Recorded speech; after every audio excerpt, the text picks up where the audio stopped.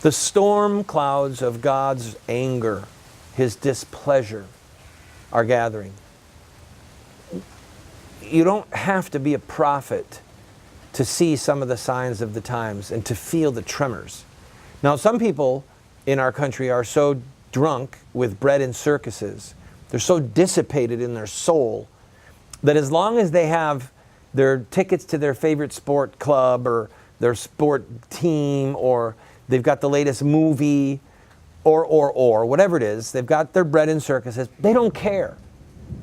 But there will come a time when the bread and circuses are no longer there. You can go to the Colosseum, okay? You can see the ruins. The Colosseum had the games, the bread and circuses provided by the Caesars, but then it became a ruin. The Forum in Rome became a ruin. Delphi, the center of Greece, Grecian worship, became a ruin. And by the way, the pillars of the pagan temples in Delphi and the pillars of the pagan temples in Rome, in the Forum, were taken away, and the very rocks were taken away to build the churches. Okay?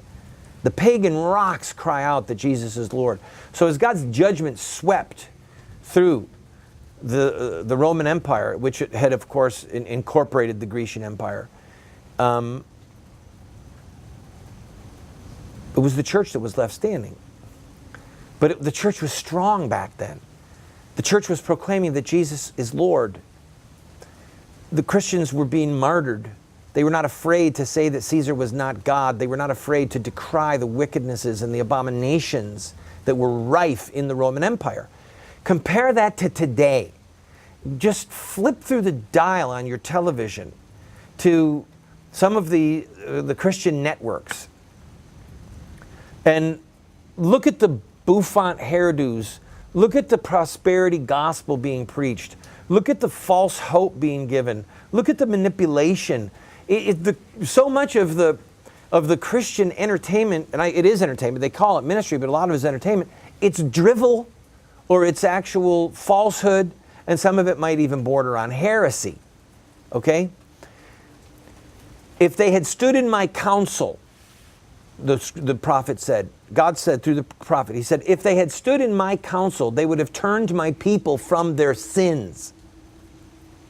If they had stood in my counsel, they would have turned my people from their sins.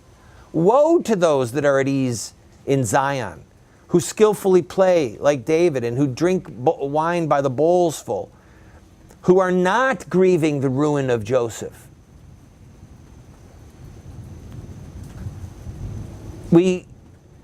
I was listening to a Christian song the other day, and my heart broke. And maybe we could, it was drivel. It was drivel, and it was about, I just need to be happy, and this is a happy day, and it was all about this internal me, I, happy, happy, happy. And I thought, you know what I should do? I should take that song and put images of Hitler and Jews being killed in concentration camps and babies being butchered in America and heinous crimes being committed by Muslims against Christians, and play those images while that happy, happy, happy song is playing. And then you can see how much drivel it is. There comes a time where, like Psalm 138 says, by the waters of Babylon we sat down and wept. There our tormentors demanded us songs of mirth, but they couldn't sing and they couldn't play because their hearts were filled with grief because the judgment of God had come. We could be grieving now, and we could help forestall some of the severity of the judgment of God if we would be God's servants and God's heralds, and we would be tearing our hearts and not just our garments. I'll be right back.